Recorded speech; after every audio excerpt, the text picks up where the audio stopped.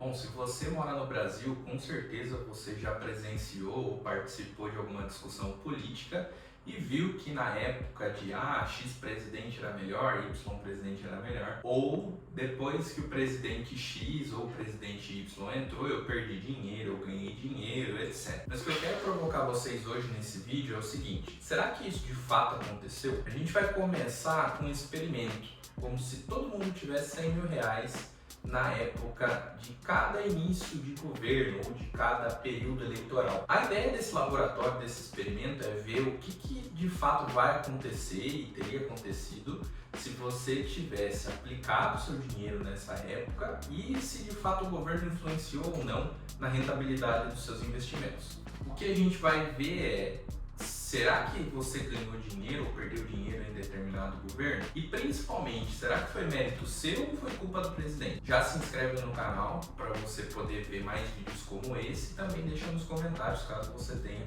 alguma dúvida. Bora pro vídeo. Bom, primeiro a gente precisa seguir algumas regrinhas para facilitar e deixar justa a comparação para todos os períodos eleitorais.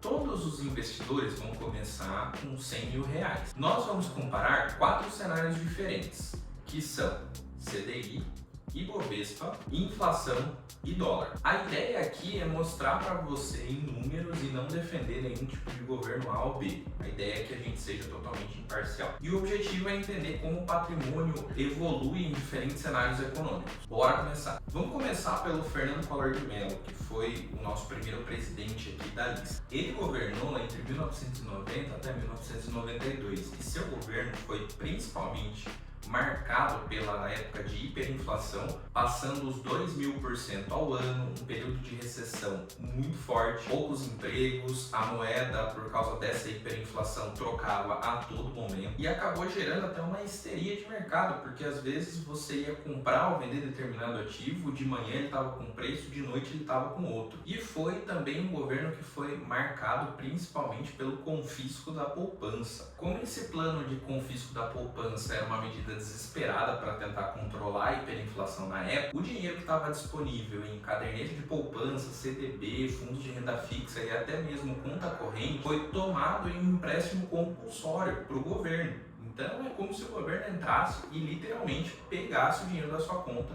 sem a sua autorização. Isso gerou uma série de polêmicas e, consequentemente, o impeachment do presidente nesse período. A ideia do governo era confiscar o dinheiro, usar isso para tentar salvar a economia e depois devolver esse dinheiro de volta para os investidores, no prazo de 18 meses, pelo menos era a teoria. O que aconteceu na prática foi que o dinheiro que retornou para os investidores foi corrigido por um valor, mas que não conseguia suprir a inflação da época, gerando perdas muito significativas para os investidores. Imagina, galera, quem tinha dinheiro nessa época, se estava aplicado em renda fixa ou até mesmo na conta corrente, viu seu dinheiro virar pó. Bom, com essa introdução, como que ficam os números na época lá de 92? Importante destacar que em 92 não existia o programa do Tesouro Direto, que foi implementado só em 2002.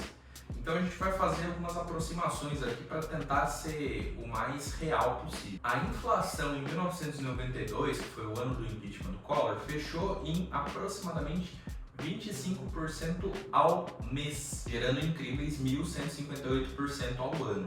É uma época de hiperinflação. O CDI, tentando acompanhar esse ritmo inflacionário, fechou em aproximadamente 1.100% ao ano, algo em torno entre 20% a 30% ao mês. Não dá para cravar também, pessoal, porque nessa época as taxas literalmente mudavam do dia para a noite. Então aqui é uma estimativa. Outro ponto importante também, em 1992 não existia ainda o plano real. A moeda oficial do Brasil era o cruzeiro e um dólar naquela época valia entre 6.200 cruzeiros até 12.000 cruzeiros. A Bolsa de Valores foi o que mais sofreu nesse período, porque com essas remarcações extremamente agressivas de juros e inflação, a gente não tinha uma métrica diária.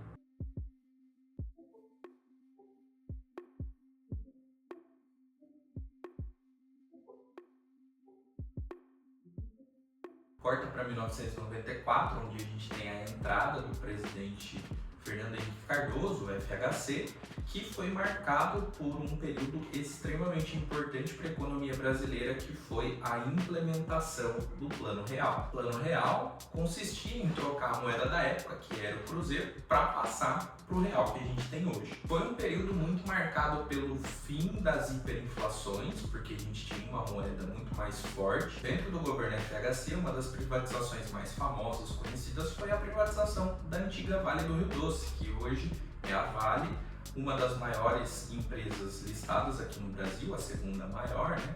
E também a maior exportadora de minério de ferro da nossa região. Bom, ao final do governo do FHC, a gente já tinha algumas métricas e, como o foco era a estabilidade, a inflação desse período ela recuou muito. O Plano Real se mostrou muito eficiente. No governo do Fernando Collor, a gente tinha inflação que batia a casa dos 1.100%. Aqui, no final do mandato dele, a inflação chegou em torno de 40%, 50% ao ano, que ainda é um valor extremamente alto, mas nem se compara aos 1.100% do governante anterior. A taxa de juros também reduziu. Ao final do mandato dele, ficou aproximadamente em 25% ao ano, que é uma taxa Selic muito alta. Mas, de novo, comparando com o governante anterior, melhorou bastante. O dólar, agora a gente tem uma cotação do real. Então, na época, fechou em 3,53 aproximadamente. E o Ibovespa, que começou o governo dele em 4.000 pontos aproximadamente, terminou com 12.000 pontos também aproximadamente. Então, houve uma melhora muito significativa nos indicadores na transição de um governo para o outro e principalmente também na bolsa.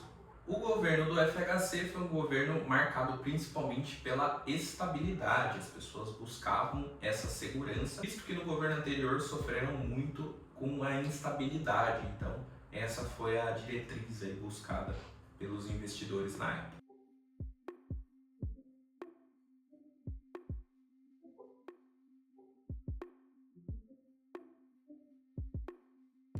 Corta para 2003 com o governo do Lula, é o primeiro mandato dele em 2003, e aqui se inicia um dos maiores ciclos de crescimento da economia brasileira, jamais vista anteriormente. Nessa época do início dos anos 2000, o que ficou marcado foi o boom das commodities. O que são commodities, pessoal? Commodities são matérias-primas originadas de recursos naturais ou de agricultura. Exemplo, soja, milho, minério de ferro, cobalto, ligas raras, etc. Um ponto muito importante nessa época foi a explosão do crescimento na China, que consequentemente puxou todas essas empresas como Vale, Petrobras, que na época já eram grandes, multiplicaram o seu tamanho em várias vezes, porque a demanda ela era gigantesca por parte do mercado asiático, puxado pela China. Quem investiu nessa época, principalmente no Ibovespa, viu multiplicações históricas no patrimônio, justamente porque a China não parava de consumir e o lucro dessas empresas era estratosférico. Outro ponto que ficou marcado nesse ciclo econômico foi o surgimento da classe média, como a gente conhece hoje, né? Porque ela acabou tendo acesso a muitos recursos que antes ela não conseguia ter por causa da hiperinflação e de todos esses problemas que a gente viu anteriormente. Uma moeda extremamente desvalorizada, o preço que mudava todos os dias. Como o cenário estabilizou nesse período, acabou com que a classe média começasse a crescer e começar a consumir mais. E quando a gente fala também de consumo, é importante destacar o acesso ao crédito, que começou a ficar muito mais popular também nessa época do primeiro governo do Lula. Essa época do governo do Lula 1 e Lula 2 foi uma época marcada pelo boom das commodities, como a gente viu, e também isso trouxe um grande fortalecimento econômico, marcado principalmente pelo menor patamar de dólar que a gente já viu no Plano Real. Chegou a custar em torno de 1,66 o dólar frente ao real, mostrando o quanto a nossa economia e o quanto a nossa moeda era forte naquela época. Só para vocês terem parâmetro, ao final do Lula 1, a inflação estimada era em torno de 3,14% ao ano, que reduziu muito dos governos anteriores. Destaque importante que ao final do primeiro mandato do Lula surgiu o Tesouro Direto, que é a plataforma que a gente conhece hoje, que a gente pode comprar títulos do governo. E ao final do primeiro mandato dele, as NTN-Bs, que são os títulos de IPCA+, estavam sendo compradas na época a IPCA mais 7%, chegando a IPCA mais 8,5%. A Selic chegou a bater 26,5% entre o início e o meio do primeiro mandato do Lula, e terminou esse primeiro mandato em 13,25%, que também foi uma melhora significativa. O país estava crescendo, tudo estava dando certo, tinha muita exportação, a balança comercial estava extremamente favorável para a exportação, então ajudou bastante a economia brasileira nesse período. Quando a gente olha para os números do segundo mandato, continua ainda uma melhora significativa nesses indicadores. A inflação ela subiu um pouquinho, ficou em torno de 5,91% a 6%. As NTN-Bs, que são os títulos de IPCA+, sofreram uma redução na sua taxa pré. Então, no mandato passado, que elas eram compradas a IPCA mais 7,5%, 8%, agora elas eram compradas a IPCA mais 5% e 6%. Então, houve um fechamento de curva que favoreceu o preço ao mercado desses títulos. O CDI chegou a cair para 10,75 com um pico mínimo ali, um mínimo vale, de 8,75%, mas também voltou, principalmente pressionado pelo boom das commodities, pelo crescimento, então tinha muito dinheiro circulando no mercado, não tinha como você ter uma taxa de juros tão baixinha assim. O dólar fechou em recorde mínimo na época de 1,66, o que mostrava que a nossa moeda estava extremamente valorizada. E o Ibovespa atingiu máxima histórica de 73 mil pontos na época, mas acabou fechando o mandato um pouquinho para baixo, na casa dos 63 mil pontos.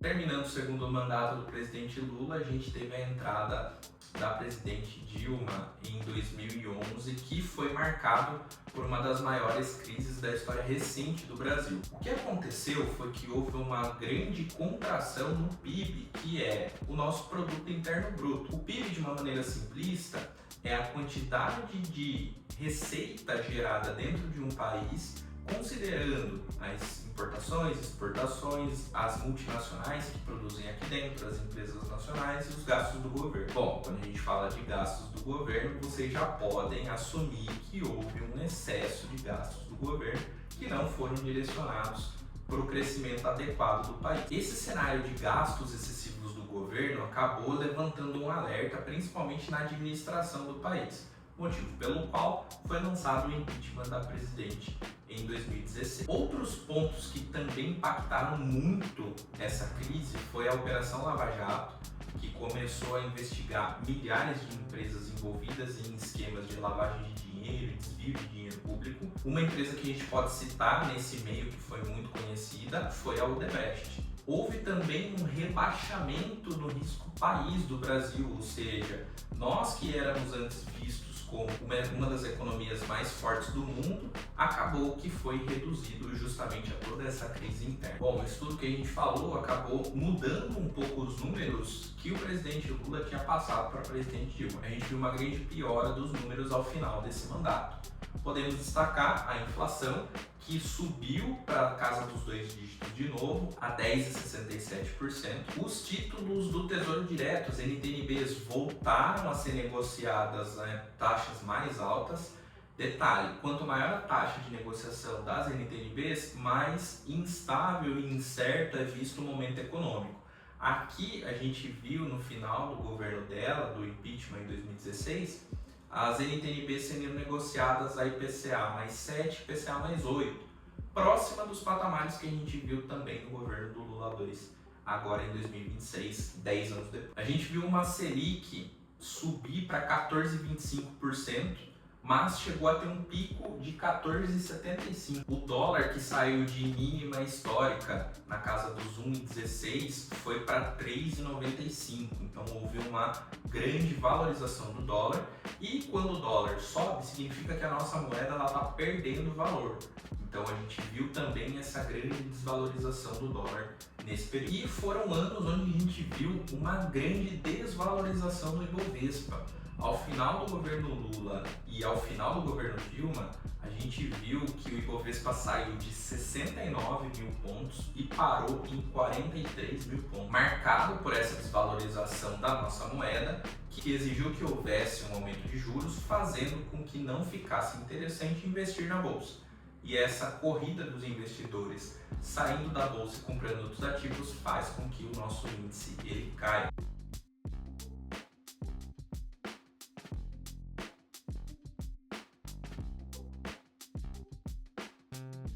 Corta para 2016, saída da Dilma, entrada do Temer, na época vice-presidente, assumiu e foi um governo marcado principalmente pelas reformas. O início de algumas reformas, a implantação de outras, a gente pode citar a reforma trabalhista, o início também do teto de gastos, e foi um período onde a gente viu uma retomada do Ibovespa muito forte. O mercado financeiro animou com todas essas medidas que foram propostas e implantadas, mostrando que, de fato, o Brasil tinha solução. Na época, o governo Temer, apesar de ser um governo mais curto, implantou um pilar que foi muito importante para a recuperação econômica do Brasil na época, que foi o teto de gastos. Limitava a quantidade de dinheiro público gasto em prol do crescimento do país.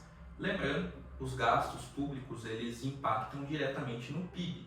Então, teoricamente, se o governo gastar mais, o Brasil cresce mais. Mas na prática a gente viu que não foi isso que aconteceu. E esse ponto do teto de gastos veio para cobrir exatamente esse ponto. Destaque para a reforma trabalhista em 2017, que flexibilizou alguns pontos do contrato entre o empregador e o empregado. Houve então o encerramento da contribuição sindical patronal. Foi um período marcado pela queda de juros e também pela volta do crescimento do Brasil através do aumento do PIB. Então, como que ficaram os números ali ao final do governo Temer? A gente tem a inflação a 3,75, ou seja, descemos de 10% para 3,75, o que é muito bom. As NTNBs, que são os títulos de inflação, voltaram a ser negociados na casa de 4,5% a 5%, o que é um patamar muito bom, porque quanto menor essa taxa pré-fixada ali das NTNBs, menor é o risco do país perante o mercado. O CDI então pega a mínima histórica daquela série, chegando a 6,5%, que na época era uma taxa muito baixa. O dólar manteve estável em 3,88, o que para os padrões anteriores continuou sendo uma alta, mas não conseguiu também piorar a situação. Destaque importante para a retomada do Ibovespa, que saiu dos seus 43 mil pontos e terminou em 87 mil pontos.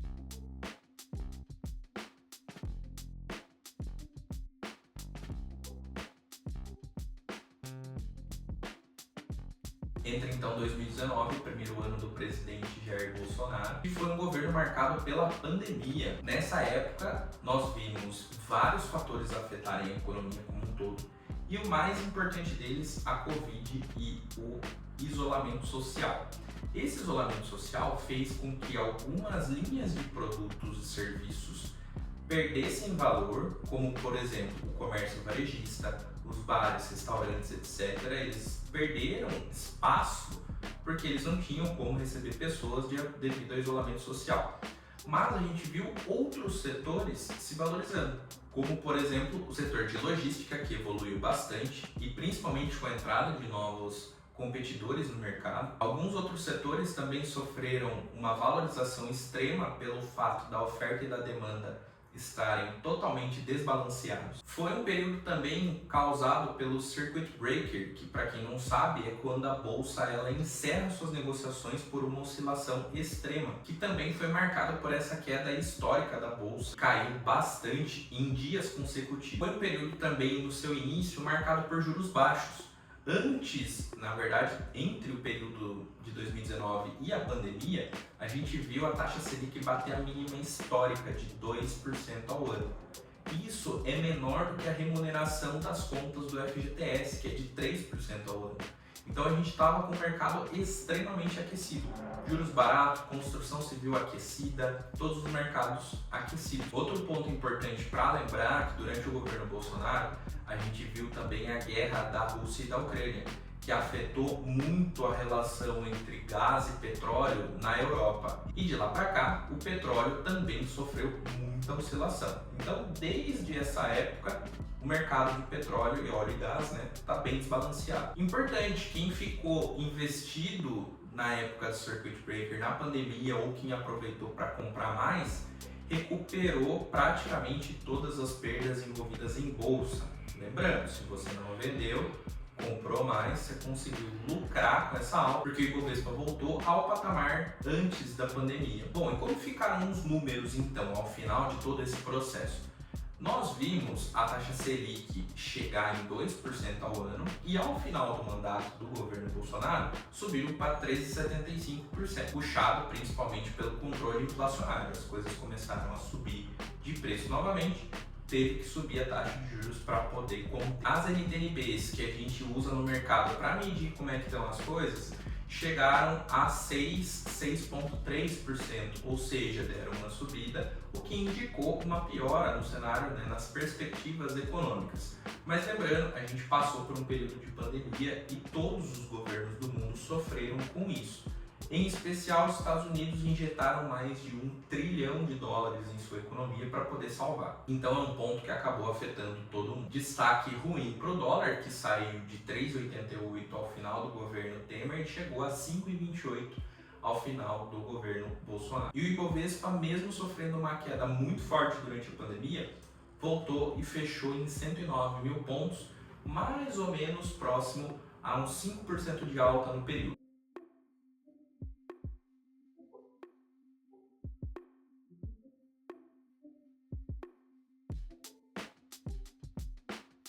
Então estamos com o governo Lula 3. Nesse governo foi marcado principalmente pelo arcabouço fiscal, que é o novo teto de gastos. Ali a gente tem uma série de medidas que o Banco Central está tentando aplicar para conter a economia de volta, e a gente vê um governo que está com um gasto público muito alto. Então isso vem prejudicando os números do governo atual. Nós temos uma inflação que caiu um pouquinho em relação ao final do governo Bolsonaro, mas também não foi uma queda muito significativa. A gente está agora com um patamar de 4,20 a 4,5 de inflação projetada para o final desse ano. As NTNBs estão agora na casa dos seus 6,5, mas chegaram a bater IPCA mais 8 ainda esse ano, o que mostra que o mercado passou por um momento bem mais complexo, a economia estava bem mais incerta, o que deixa os investidores bem receosos em investir. A Selic iniciou em 13,75 e agora ela está em 14,25, com um pico importante de 15% ao ano, o que gerou um aperto muito grande, principalmente nos cenários de crédito, porque como a taxa Selic era a base para todo mundo pegar dinheiro emprestado, as empresas elas acabaram sofrendo muito com essa taxa de juros mais elevada. Ainda é um momento muito sensível para as empresas, então a gente está vendo recordes de entradas de pedido de recuperação judicial, justamente porque está de caro o dinheiro, a economia está sofrendo e as empresas elas não conseguem às vezes chegar num número positivo no final da última linha. O dólar saiu de 4,80, chegou ali nos seus 5,30 e agora está oscilando, né, entre isso aí. E o Ibovespa teve sua máxima histórica durante esse governo de 197 mil pontos, quase chegando nos 200 mil, puxado principalmente por esse conflito aí do petróleo. Então, como a Petrobras ela é a maior empresa da bolsa, qualquer alta significativa no preço do petróleo impacta também a Petrobras, que também impacta o índice Ibovespa como um todo. Acabaram fazendo com que as nossas empresas se valorizassem bastante, com isso fazendo com que a bolsa chegasse quase aos 200 mil pontos.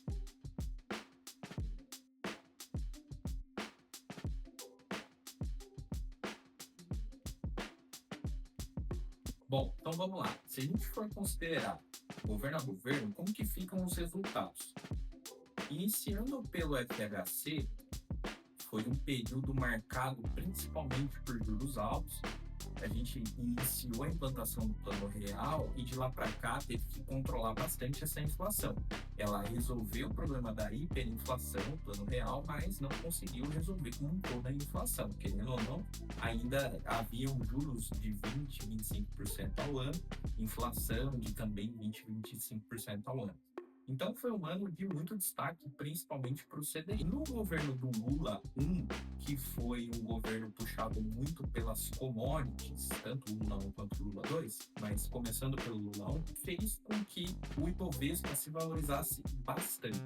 E aí, volta para a metodologia de novo. Eu não considerei os dividendos pagos, apenas para a gente olhar o crescimento patrimonial. O CDI ganhou, mas ganhou com uma folga bem apertadinha. Foi praticamente um empate técnico. Se a gente for considerar o Ibovespa Total Return, que é o índice que considera os dividendos, aí com certeza o Ibovespa ganhou de lavada aqui nesse primeiro mandato. Por que eu isolei os dois mandatos? Porque no Lula 2, a gente viu que o IPCA ele ganhou mais nessa segunda jogada. Porque nós tivemos no segundo mandato do Lula a crise de 2008 no mercado americano, né? Foi conhecida como a crise do subprime. Então, ela impactou bastante todas as bolsas do mundo, em especial o Ibovespa. Então, a gente viu o Ibovespa bem mais fraco nesse período. Como o Brasil já era um país de juros altos, a gente tem um tesouro IPCA+, sempre na casa ali dos 4,5, 5 para mais, e acabou sendo vantajoso, né? Acabou levando um diferencial a mais. Aqui eu considerei esse IPCA e IPCA+, só para vocês verem a comparação do IPCA careca, que a gente chama, né, que é a taxa só do IPCA, e o IPCA mais é aquela taxa acrescida, né, o diferencial de risco que os investidores eles exigem a mais de uma remuneração. Esse segundo mandato do Lula foi um mandato muito bom para o IPCA mais, assim como o primeiro mandato do governo Dilma, que também fechou com destaque ali para o IPCA mais em R$ 154.713.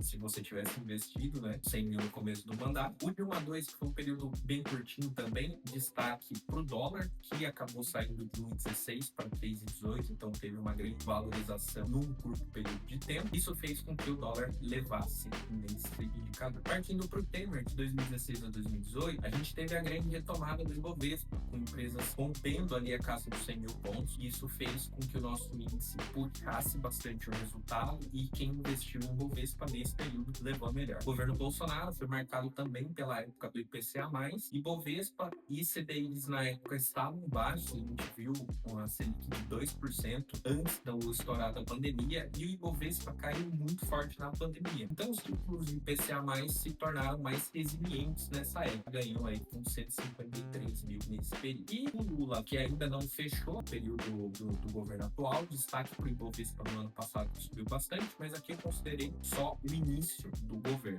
Destaque para o CDI, que começou em 13,75, teve um pico de 14% e 15% recentemente, né? Agora estamos em ciclo de corte de juros, mas quem ganhou nesse período da análise foi o CDI. Bom, então é isso, pessoal. Comenta se você já sabia desses valores, se você tinha uma noção de quem foi melhor em cada época. Eu tomei a liberdade de trazer esse estudo justamente porque é um fato interessante a gente olhar como que os investimentos performam tirando o governo de lado. Porque no fim do dia, a gente sabe que não dá para depender de governante A ou de governante B. A gente precisa fazer a nossa parte, alocar no melhor investimento possível no momento e seguir uma boa estratégia de investimentos. No caso, se a gente fosse trocando de ciclos econômicos, em 4 anos, em 5 anos, a gente poderia pegar talvez o melhor de cada um deles. Mas, claro, não tem como saber e também não tem como acertar todos os movimentos. A ideia desse vídeo foi colocar uma reflexão e fazer você olhar para trás e pensar que, independente do governante que vai vir, o importante é você ter essa estratégia de investimentos bem definida para que você possa ganhar bastante dinheiro. Deixa o seu like, se inscreve no canal se você gostou desse vídeo. Muito obrigado por ter assistido até aqui e valeu, pessoal. Um abraço.